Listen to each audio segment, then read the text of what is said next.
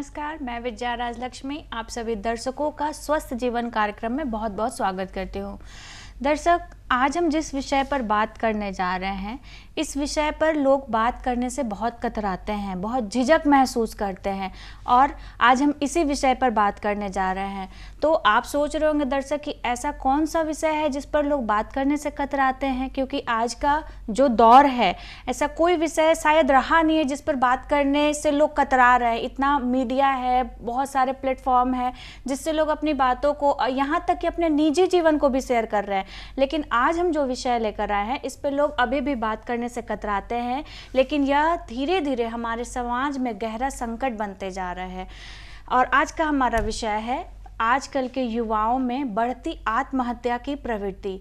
जरा सोचिए, आखिर जीवन में ऐसा क्या हो जाता है कि युवा आत्महत्या जैसे जघन्य अपराध को करने के लिए मजबूर हो जाते हैं।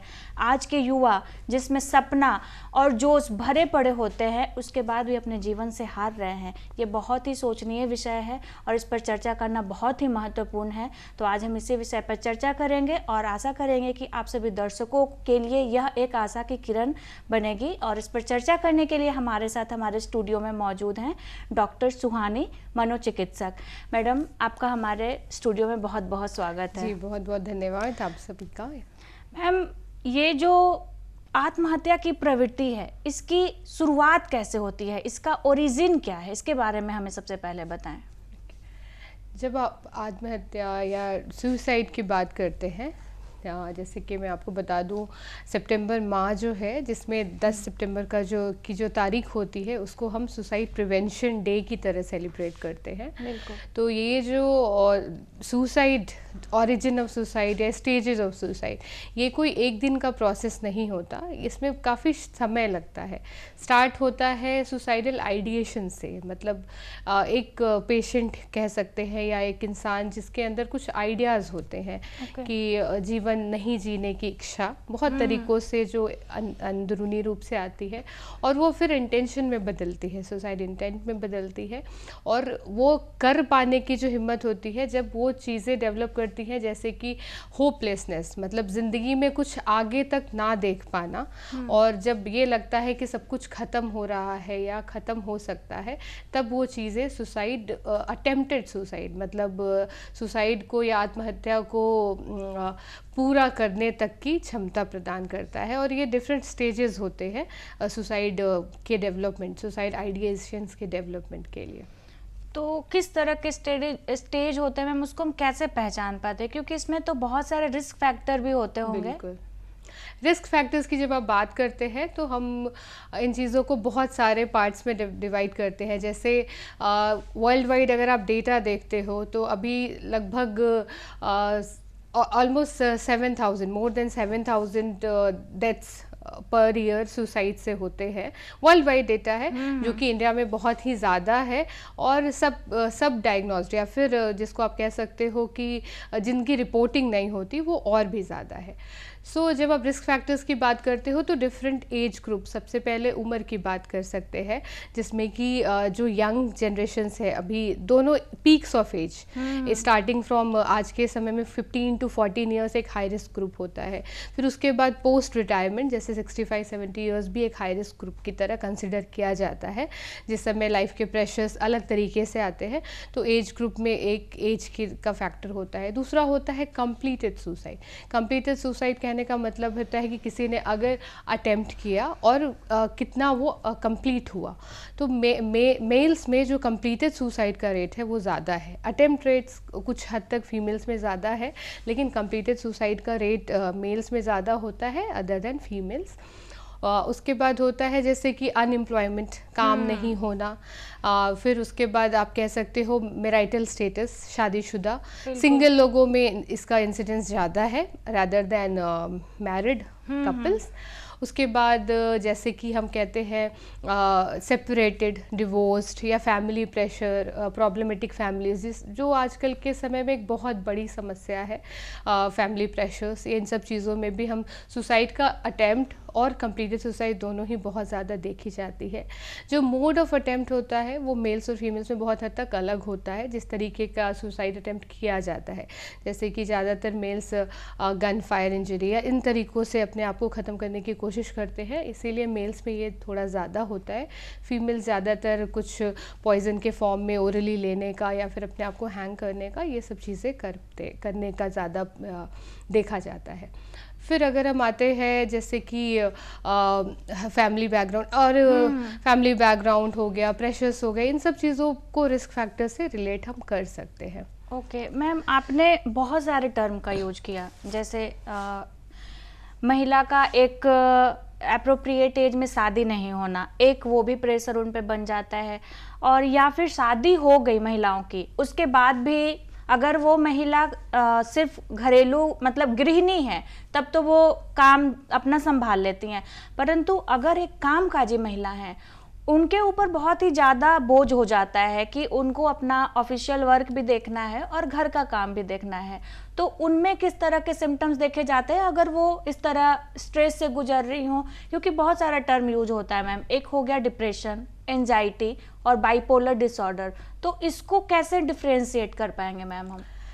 ये डिफ्रेंशिएशन से ज़्यादा डायग्नोजिंग का पार्ट है ना, कि ये सिर्फ फीमेल के साथ समस्या नहीं, ये ओवरऑल एक बहुत बड़ी समस्या है जो कि रूट है। वर्किंग अगर फीमेल के साथ है तो सेम चीज़ें मेल्स के साथ भी एप्लीकेबल होती हैं। तो बेसिकली यहाँ पे अगर हम बात करते हैं तो हमें आइडेंटिफिकेशन ज़रूरी होता है, डायग्नोज करना ज़रूरी होता है, सिम्टम्स को पहचानना ज़रूरी होता है। तो शुरुआत से अगर शुरू करते हैं तो सिर्फ डिप्रेशन, एंजाइटी या बाइपोलर सुसाइड को नहीं अंजाम देता। बहुत सारी साइकेट्रिक प्रॉब्लम्स, मानसिक तौर पे बहुत सारी बीमारियां हैं जो सुसाइड तक एक इंसान को लेके जा सकती हैं। जैसे कि डिप्रेशन से अगर आप शुरू करना चाहते हैं तो डिप्रेशन है। एंजाइटी एक डिफरेंट फॉर्म होता है। बाइपोलर जिसमें दो तरीके के मूड्स होते हैं, कभी इंसान लो पे होता है, कभी हाई पे होता है। लो मूड को हम डिप्रेशन की तरह बताते हैं और हाई मूड को मेनिया कहते हैं। स्किज़ोफ्रीनिया जैसे कि हम लोकल लैंग्वेज में जिसको पागलपन जैसा बोलते हैं, लेकिन उसको वो बहुत ही गंभीर मानसिक स्थिति होती है। उसमें उस बीमारी में जैसे कि हैलुसिनेशंस होते हैं, कमांड करते हैं लोगों को कि आप ऐसा करो, आपको ऐसा करना चाहिए, आपको अपनी ज़िंदगी का अंत करना चाहिए। उसका भी अंजाम एक तरीके से सुसाइड की तरह आ सकता है। नशे की लत बहुत ही बड़ी समस्या है जो कि सुसाइड तक एक इंसान को लेके जा सकती है। जैसा कि मैंने आपको पहले बताया, कॉग्निटिव डिक्लाइन कहते हैं जिसमें होपलेसनेस है ना, होपलेसनेस होता है कि भविष्य ना देख पाना। एक समय पे जब हम ये समझ पाते हैं कि हमारी ज़िंदगी का अब कोई मकसद नहीं रह गया, आज के बाद मेरे जीने का क्या मतलब है ना, और दूसरों की ज़िंदगी से हम बहुत ज़्यादा उन चीज़ों को रिलेट करने लग जाते हैं। तो ये जब होपलेसनेस या वर्थलेसनेस दूसरा टर्म होता है कि हम किसी चीज़ के काबिल ही नहीं बचे हमारे, क्योंकि एक डिप्रेशन या कोई भी मानसिक बीमारी जो होती है वो आपको फिज़िकली और इमोशनली दोनों तरीके से तोड़ देती है। आपकी ऑक्यूपेशनल लाइफ, आपकी पर्सनल लाइफ, आपकी सोशल लाइफ, ये तीनों ही बहुत बुरी तरीके से हैम्पर होती है। आप अपनी सोसाइटी में रहने का आपका मन नहीं करता, लोगों से कम्युनिकेट करने का मन नहीं करता, बातें करने का मन नहीं करता, तो आप सोशली एक तरीके से आइसोलेट हो जाते हो। दूसरा, जब ऑक्यूपेशनल लाइफ की बात करते हो तो आप जहाँ पे काम कर रहे हो, स्टार्टिंग फ्रॉम स्टूडेंट्स, अगर बच्चे हैं तो पढ़ाई में नहीं अच्छा कर पा रहे, कॉलेज में है तो वो वहाँ पे कुछ कर नहीं पा रहे, अगर किसी ऑफिस में है या किसी काम में है वो वहाँ पे उनकी प्रोडक्टिविटी नहीं है। तो ये सब चीज़ें जब होती हैं तो आप एक तरीके से ऑक्यूपेशनली जो आपका काम है उसमें आपका कोई इन्वॉल्वमेंट नहीं होता या फिर उसमें आपको कोई प्रोडक्टिविटी नहीं दिखती। तो ये सोशल हो गया या फिज़िकल हेल्थ को भी बहुत ज़्यादा हैम्पर करता है। जिन लोगों में मानसिक किसी भी प्रकार की मानसिक बीमारियाँ हैं तो फिज़िकल हेल्थ, डायबिटीज़, बीपी, इन सब का होना बहुत ही ज़्यादा बढ़ जाता है, इंसिडेंस बहुत ही ज़्यादा बढ़ जाता है। तो अल्टीमेटली आपके ये जो तीन लाइफ के मेन हेल्थ के जो तीनों पार्ट्स हैं वो बहुत ही ज़्यादा हैम्पर होते हैं। तो इन सब के बाद हमें ये लगता है कि अगर हम कुछ कर ही नहीं पा रहे तो हमारा होना वर्थलेस है, बेसिकली कोई वर्थ नहीं है मेरी ज़िंदगी का। तो अगर ये चीज़ें होती है तो वो बहुत हद तक एक इंसान को मजबूर करती है या एक इंसान को उस सोच तक लेके जाती है जहाँ पे वो अपने आप को हानि या आत्महत्या करने के लिए मजबूर हो जाए या उस जगह पे अपने आप को देख पाता है। ओके मैम आपने तो इसको पूरी तरह से सही से विस्तार पूर्वक हमें बताया कि लोग अपने आप को आइसोलेट कर लेते हैं या उनके किसी एक्टिविटी से हमें समझ में आता है कि इनका जो है नॉर्मल एक्टिविटी नहीं है ना, वो थोड़ा डिफरेंट बिहेवियर होता होगा या कुछ होता होगा। तो इसको मतलब हम लोग पहचानेंगे कैसे, और सिम्टम्स क्या हो सकता है? क्योंकि कई बार ये भी हो सकता है कि वो नॉर्मल सिम्टम्स वो लग रहे हैं कि दे आर नॉर्मल, पर फिर भी कुछ ना कुछ उनके अंदरूनी दिमाग में चल रहा है, तो उनको हम कैसे पहचानेंगे? सो ये as a society, as a doctor, as a family, as a parents, ये हमारी बहुत सोल रिस्पॉन्सिबिलिटी है कि हम जिस भी माहौल में हैं हम अपने अगल बगल के लोगों की भावनाओं को भी समझें, उनको भी जानने की कोशिश करें कि अगर व्यवहार में किसी भी तरीके का क्लियर चेंज है ना, व्यवहारिक चेंज जिसको कहते हैं, बिहेवियर चेंजेस जिसको कहते हैं। जैसे जो इंसान पहले बहुत ही ज़्यादा सोशल था, लोगों के साथ मिलना घूमना फिरना पसंद करता था, और पिछले कुछ समय से वो ये नहीं कर रहा है या नहीं करने की कोशिश कर रहा है, वो एक क्लियर डिफरेंस ऑफ बिहेवियर बहुत ही वैलिड पॉइंट होता है। जैसे कि आपके घर में बच्चे हैं या स्टूडेंट्स हैं, छोटे आजकल स्कूल गोइंग बच्चे हैं, वो आउट परफॉर्मर रहा है, अच्छा ठीक ठाक परफॉर्मेंस करता है या एवरेज ही परफॉर्म करता है, बट टाइम के साथ उसका परफॉर्मेंस बहुत ही ज़्यादा डिटोरिएट हो रहा है बिना किसी रीज़न के। कोई आपको कोई वैलिड रीज़न नहीं दिख रहा, कोई फिजिकल एलिमेंट नहीं देख रहे, लेकिन फिर भी वो बच्चा उसी माहौल में उन्हीं चीज़ों में इम्प्रूव नहीं कर पा रहा। ये बच्चों की बात हो गई। सेम चीज़ मैंने आपको बताया कि कॉलेज गोइंग स्टूडेंट्स है तो उनका परफॉर्मेंस कॉलेज में अगर डिटोरिएट कर रहा है, ठीक है, तो अगर डिटोरिएशन की तरफ है तो एक बहुत ही ज़्यादा क्लियर कट एविडेंस होता है कि कुछ तो मानसिक समस्या होने की पूरी चांसेस है। बहुत ही ज़्यादा व्यवहार में बदलाव, जैसे झंझलाहट, चिड़चिड़ाहट, गुस्सा आना, कि बिना किसी बात के भी मैम अच्छा ही नहीं लगता, बहुत ज़्यादा चिड़चिड़ाहट होती है, बहुत ज़्यादा बेचैनी रहती है। तो ये सारे आइडेंटिफिकेशन पॉइंट है जो इंसान अपने आप में भी फील कर सकता है, और हमारे आसपास के लोगों को भी बहुत ही ज़्यादा क्लियर डिफरेंस पता चलता है। नींद में बदलाव, कि सो सकते थे, और दोनों ही चीज़ें हो सकती है कि ऐसा नहीं है कि हर बार नींद कम ही होगी, बहुत बार ऐसा भी होता है कि नींद ज़्यादा भी होती है। इंसान बहुत ही सुस्त पड़ा है, पूरे दिन बिस्तर पे पड़ा होता, सोता है कि नहीं पता नहीं, लेकिन कुछ करने के लायक ही नहीं बचा।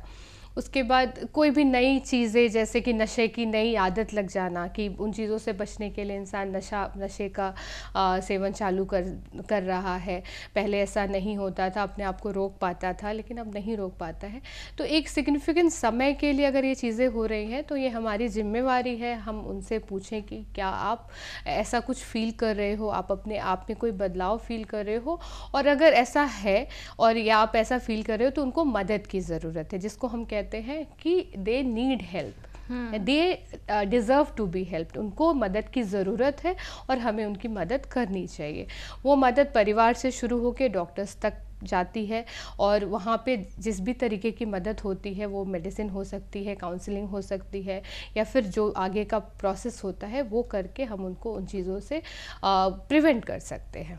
ओके, जैसा कि अभी आपने बताया मैम कि बात करनी चाहिए हमें, तो मान लीजिए कि हमारे घर के छोटे बच्चे हैं या कोई यंग जनरेशन का कोई लड़का हो या लड़की हो, तो हम उनसे पूछ सकते हैं, उनसे बात भी कर सकते हैं और वो हमसे शेयर भी कर सकते हैं। ओके, बट अगर इन द केस कि जो एक एज को क्रॉस कर चुके हैं, लाइक 55 प्लस या 65 प्लस के जो घर के हमारे गार्जियन ही समझ लीजिए कि हैं, अगर वो किसी तरीके के मानसिक स्थिति से गुजर रहे हैं, उनका कोई पारिवारिक समस्या ही हो, तो हम उनको कैसे समझाएं? क्योंकि उनको समझाना बहुत चैलेंजिंग टास्क हो जाता है कि हाँ, अगर आपको कोई परेशानी है तो आप हमें बताइए और आपका हम जाके वहाँ पे क्लिनिकल टेस्ट करवाएंगे या डॉक्टर से बात करवाएंगे। इस केस में हम क्या करें मैम? जब हम एज एक्सट्रीम्स ऑफ एज की बात करते हैं तो सही बोला आपने कि शुरुआती दौर में तो आप पूछ सकते हैं, लेकिन आफ्टर एज वो थोड़ा सा मुश्किल हो जाता है हमारे लिए।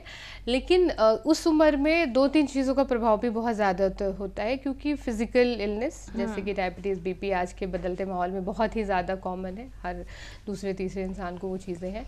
तो उसमें भी हमें ये सेम चीज़ें ही फील करनी है, ठीक है, कि जो हमारे गार्जियन या पेरेंट्स या जो भी हमारे रिलेटेड हैं वो क्या समय पे उनका रूटीन कैसा है, एक रूटीन मेंटेन करना, क्योंकि उस समय रूटीन एक बहुत मेजर पार्ट होता है लाइफ का।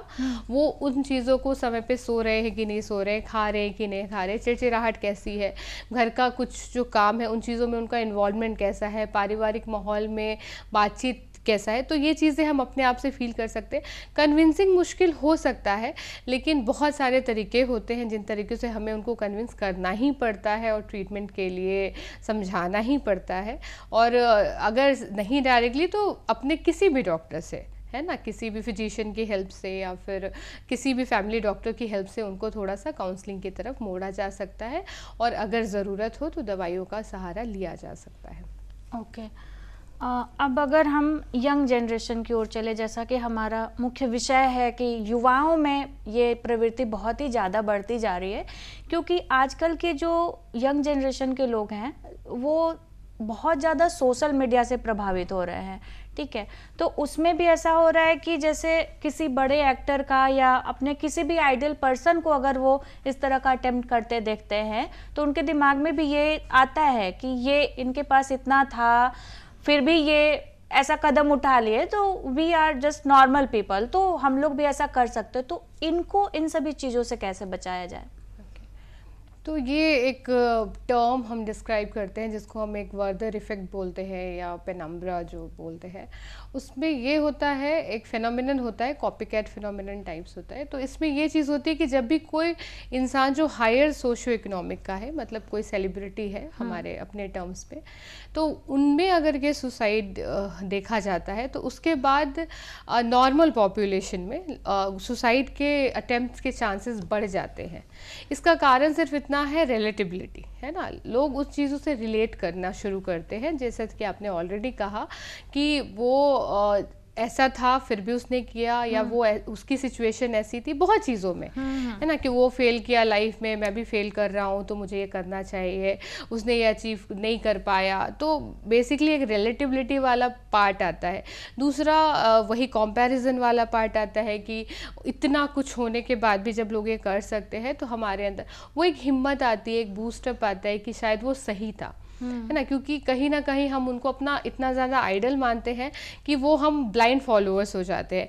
जैसे कि लोग कपड़े फॉलो करते हैं, किसी के ड्रेसअप फॉलो करते हैं, जूते फॉलो करते हैं, हेयर स्टाइल मेकअप फॉलो करते हैं ना, तो वो एक तरीके का फॉलोइंग अप होता है ना। तो ये पैटर्न ऑफ फॉलोअप जो होता है वो बहुत ही, मतलब कुछ समय के लिए बहुत ही डरावना होता है। डेटाज बहुत ही ज़्यादा पेनफुल होते हैं। जो रिसेंट में कुछ सुसाइड हुए भी हैं, उसके बाद भी जो हमारे पास जिस तरीके के डेटाज आते हैं वो बहुत ही ज़्यादा डरावने होते हैं फॉर टाइम बिंग। फिर कुछ चीज़ों की का जैसे मैं यहाँ पे डिस्कस करना चाहूँगी, जैसे अर्ली स्टूडेंट्स के बारे में आपने बोला, है ना। स्टूडेंट्स जो होते हैं दे आर वेरी ईगर, है ना, चीज़ों के बारे में जानकारी चाहिए उनको समझना है चीज़ों के बारे में, but they don't have proper channel, knowledge नहीं है। ये चीज़ें जब तक उनको प्रॉपर तरीके से समझाई नहीं जाएंगी, जो मैं आगे डिस्कस करने की कोशिश भी करूँगी, कि उनको अगर ये चीज़ें बताई जाएंगी, अपने आप को आइडेंटिफाई करना, मेंटल हेल्थ इश्यूज़ को, तो शायद ये चीज़ों को थोड़ा सा रोका जा सकता है। ओके। तो मैम किस तरह का, मतलब क्या ऐसा किया जा सकता है कि इनमें अवेयरनेस आए? मतलब जैसे कोई ना कोई ऐसा सिम्टम, जैसे आपने बताया आइसोलेटेड, ठीक है, ये थोड़ा बिहेवियर दिख रहा है, तो और भी क्या सिम्टम्स हो सकते हैं कि ऐसा लगेगा कि हाँ, इस बच्चे के मन में आत्महत्या तक के विचार आ सकते हैं, और हम उनको जागरूक कैसे करेंगे कि ऐसा विचार नहीं आए उनके मन में? ओके, देखिए, आत्महत्या का विचार आना ये आपके हाथ में नहीं है ना। अगर आपको मानसिक बीमारी अगर डेवलप कर रही है तो किसी पॉइंट ऑफ टाइम पे वैसे विचार आ सकते हैं। उस विचार को आइडेंटिफाई करना, पहचानना आपका भी काम है और सामने वाले का भी काम है, लेकिन सामने वाले को ये सवाल पूछना, ये डायरेक्ट सवाल पूछने से ये चीज़ कम होती है। ये बहुत ही बड़ा स्टिग्मा कह लीजिए या मिथ है कि अगर हमने डायरेक्ट क्वेश्चन पूछा तो सामने वाले के मन में सुसाइड का आइडिया आ जाएगा, है ना। अगर आपने पूछा तो आप उनके दिमाग में ये डालोगे कि आप सुसाइड कमिट करो, आत्महत्या की कोशिश करो, लेकिन ऐसा बिल्कुल भी नहीं होता है। होता ये है कि जो इंसान इंसान ऐसा करना चाहता है वो इसके बारे में बात करना चाहता है ना। इस बार का जो टॉपिक था, थीम था, वो यही था, चेंजिंग द नैरेटिव। नैरेटिव का मतलब होता है सोच बदलना, कि जो सोच है, openness, to talk openly about suicide के बारे में खुल के बात करना। अगर हम गार्जियन हैं, दोस्त हैं, तो हम पूछ सकते हैं क्या तुम्हें ऐसे आत्महत्या की इच्छा या आत्महत्या जैसा कुछ फीलिंग हो रहा है, are you feeling about committing suicide. ये एक बहुत ही इम्पॉर्टेंट सवाल है। अगर वो इंसान कुछ चीज़ें, जैसे वो हमेशा मदद की खोज में होता है, वो किसी से, लोगों से उन चीज़ों के बारे में जानने की कोशिश करता है। सुसाइड करने के कौन कौन से वेज होते हैं वो गूगल पे सर्च कर सकता है या नेट पे सर्च कर सकता है। वो लोगों से पूछने की कोशिश करता है कि मुझे ये चीज़ कहाँ मिलेगी, वो चीज़ कहाँ मिलेगी। तो ये छोटे छोटे क्लूज़ होते हैं जिनको जोड़ के हम या तो निष्कर्ष पे पहुंच सकते हैं या सीधा ही पहले उस इंसान से पूछ सकते हैं, क्योंकि पूछने से वो चीज़ जब उसके बाहर आती है तो वो बहुत हद तक उसे हल्का फील कराती है और बहुत ही ज़्यादा प्रिवेंशन में मदद करती है। ये हमारा प्राइम क्वेश्चन होता है जब पेशेंट हमारे पास होता है, और हम जब असेस कर पाते हैं कि ऐसा कुछ हो सकता है तो हम सब भी डायरेक्ट क्वेश्चन पूछते हैं पेशेंट से कि क्या तुम्हें कभी ऐसा फील होता है, क्या आपने कभी ऐसा अपने पूरे बीमारी में या पूरी लाइफ में ऐसा कभी फील किया है। तो ये बहुत ही ज़रूरी सवाल है। ओपननेस, इन चीज़ों के बारे में बात करना, कॉम्पन्स जिसको कहते हैं, बिल्कुल क्लोज क्वेश्चनिंग, है ना। Close questioning to such things is very important. तो ये सारी चीज़ें हैं। ओके, देखिए मैम ने बहुत अच्छी जानकारी दी हमें, क्योंकि जनरली होता क्या है, ये एक स्टिग्मा है हमारे सोसाइटी के लिए कि हमारे मन में ऐसा आत्महत्या का विचार आ रहा है, पर हम किसी को शेयर नहीं करते हैं। क्यों नहीं शेयर करते हैं? कि सामने वाला क्या सोचेगा। ठीक है, तो अगर आपके घर में या अगर आपके आसपास किसी भी, वो चाहे छोटा बच्चा हो या कोई युवा हो या कोई बुजुर्ग हो, अगर आपको लग रहा है कि इनका एक बिहेवियर जो पैटर्न है इसमें लगातार चेंजेज आ रहे हैं, तो आप उनसे बात करें, क्योंकि बात करने से, और जैसा कि मैम ने बताया कि क्लोज टॉक, आप उनकी मतलब छोटी से छोटी चीज़ें पूछें उनसे कि आपको क्या फील हो रहा है, आप पहले ऐसे थे तो आखिर अंदर से ऐसा क्या हो रहा है कि आप में इतना बिहेवियर चेंज हो रहा है, आप इतने इरिटेट क्यों हो रहे, इतना चिड़चिड़ापन क्यों आ रहा है। अगर उनको दिक्कत है तो आप उनसे बात करें, उसके बाद उनको परामर्श के लिए किसी मनोचिकित्सक के पास ले जाएं, तभी उनको ठीक किया जा सकता है। क्योंकि इसे ठीक करना बहुत ज़रूरी है, क्योंकि हमारे देश का आंकड़ा प्रतिदिन इसको लेकर बढ़ते जा रहा है। और जैसा कि ये भी मैम ने बताया कि 10 सितंबर, ये पूरा सितंबर माह विश्व आत्महत्या रोकथाम दिवस के रूप में मनाया जा रहा है। उसका डेट है 10 सितंबर, लेकिन पूरे सितंबर इसको मनाया जा रहा है क्योंकि इसको रोकना है, आत्महत्या को रोकना है। और हमारे समाज में ये जो स्टिग्मा फैला हुआ है कि ये अगर मानसिक स्वास्थ्य को लेकर बात करें तो बोलेंगे अरे वो पागल है। सिंपल एक लाइन में इसको डिफाइन किया जाता है कि अरे वो पागल है। और ये बोलने से वो जो सामने वाला व्यक्ति अगर किसी तरह का मेंटल डिजीज उसको है तो वो और डिमोटिवेट हो जाएगा और बात नहीं करेगा। अच्छा मैम, आजकल जो यंग जनरेशन के लोग हैं, इसमें खासकर जो बाहर वर्किंग गर्ल्स हैं या वर्किंग बॉयज़ हैं, आजकल लिव इन रिलेशनशिप का भी प्रचलन काफ़ी बढ़ा हुआ है। इसमें एक लंबे समय तक साथ रहने के बाद अगर उनका ब्रेकअप होता है या किसी तरह का फैमिली इशू होता है, उसमें भी बहुत ज़्यादा लोग सफ़र करते हैं। इससे कैसे बचा जा सके? इसका सिंपल सा आंसर है कि जब भी आप कोई रिलेशन शुरू कर रहे हैं, है ना, शुरुआती रिलेशनशिप का बहुत ही स्ट्रॉन्ग होना चाहिए बेसिकली, है ना। क्योंकि कोई भी रिश्ता अगर टूटता है तो उसमें वो सेपरेशन की जो एंजाइटी कह लीजिए या सेपरेशन का जो सिम्टम्स है वो आना बहुत ही कॉमन है। तो वो समय दे पाना, उन चीज़ों को समझ पाना कि ये जो हो रहा है नॉर्मल है, आपने कुछ ऐसा है जो ट्राई किया, आपने किसी इंसान के साथ एक समय तक रहने की कोशिश करी, वो सक्सेसफुल नहीं हुआ, फिर आप सेपरेट हुए, तो वो जो फेज़ है वो रियल है ना। वो ऐसा नहीं है कि वैसा नहीं होगा, वो होना बिल्कुल बिल्कुल जायज़ है। उस समय अगर आप खुद से हैंडल कर पाते हैं बहुत अच्छी बात है, नहीं कर पाते हैं फैमिली की हेल्प ले सकते हैं, फिर भी प्रॉब्लम हो रही है तो अपने साइकियाट्रिस्ट, डॉक्टर्स, किसी की भी मदद ले सकते हैं। लेकिन वो समय जो होता है वो बहुत ही ज़्यादा पेनफुल कह लीजिए या फिर सेपरेशन से भरा होता है और सेपरेशन एंजाइटी से भरा होता है, तो उन चीज़ों पे नज़र, उसमें घर का, परिवार का बहुत ही ज़्यादा रोल होता है उन चीज़ों को में उससे अलग होने के लिए या फिर उन चीज़ों में कोप अप करने के लिए। ओके मैम, क्या सरकारी और गैर सरकारी संगठन जो हैं वो मतलब इसको जागरूकता को फैलाने के लिए किस तरह के कदम उठा रही हैं? अभी बहुत ही मास लेवल पे इन चीज़ों पे काम हो रहा है। सरकारी भी कहिए या गैर सरकारी एनजीओज़ काफ़ी ज़्यादा इन चीज़ों को लेके अवेयर है। पूरा का पूरा महीना डेडिकेटेड है इन चीज़ों को लेके और बहुत ही ज़्यादा, बहुत ही क्लोजली मॉनिटरिंग हो रही है। काउंसलिंग्स पे ध्यान दिया जा रहा है। स्कूल्स में, कॉलेजेस में काउंसलिंग कमिटी बैठाई जा रही है। मेंटल हेल्थ एक्सपर्ट्स को हर जगह भेजा जा रहा है अवेयरनेस से लेके। तो ये बहुत ही अच्छी तरीके से किया जा रहा है। फिर भी एज सोसाइटी हमारी जिम्मेवारी है कि हम अपने आस पड़ोस के लोगों को ज़रूर आइडेंटिफाई करें और इफ़ नीडेड उसको रिपोर्ट ज़रूर करें। ओके मैम, जाते जाते हमारे दर्शकों को आप शेयर कीजिए कि जैसे खान पान से भी हो सकता है कि वो हमारे हमारा मेंटल पीस है उसको प्रभावित करे, तो एक मैसेज मैम जाते जाते दर्शकों के नाम। सिर्फ खान पान का रोल नहीं होता, कुछ हेल्थ टिप्स बस दे के जाऊँगी, जिसमें कि आपका खान पान तो सबसे मेजर है, क्योंकि खान पान से आपका जितना मेंटल उतना फिज़िकल हेल्थ भी प्रभावित होता है और ये दोनों चीज़ें इन हैंड ही चलती हैं। अगर आप फिज़िकली फ़िट हो तो ही आप मेंटली फ़िट हो पाओगे। दूसरा है एक्सरसाइज, मेडिटेशन, इसका बहुत ही ज़्यादा रोल है। तीसरा है आपका नशे से दूर रहना।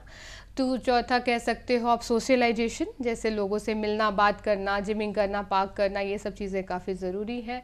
उसके बाद है आपका प्रॉपर समय पे सोना, नींद का एक बहुत बड़ा रोल है और खुश रहना, बेसिकली अच्छी सोच को रखना, ये बहुत ही ज़्यादा ज़रूरी है। Ma'am thank you so much, आपने बहुत ही अच्छी जानकारियाँ और कैसे आदमी खुद को सही रख सके इसके बारे में हमें बताया। इसके लिए आपका बहुत बहुत धन्यवाद madam. Thank you so much. Thank you Lakshmi, thank you so much. आप सभी दर्शकों से भी मैं यह कहना चाहूँगी कि हमारा कार्यक्रम तो यहीं समाप्त हो रहा है, परंतु हम सभी मिलकर हमारे समाज में एक ऐसा माहौल बनाएं कि कोई आदमी मानसिक स्वास्थ्य को लेकर बात करने में थोड़ा भी झिझक महसूस नहीं करे और खुलकर अपनी बात रख सके, क्योंकि याद रखिए दर्शक कि एक छोटी सी बातचीत किसी की ज़िंदगी बचा सकती है। मिलते हैं अगले कार्यक्रम में। धन्यवाद।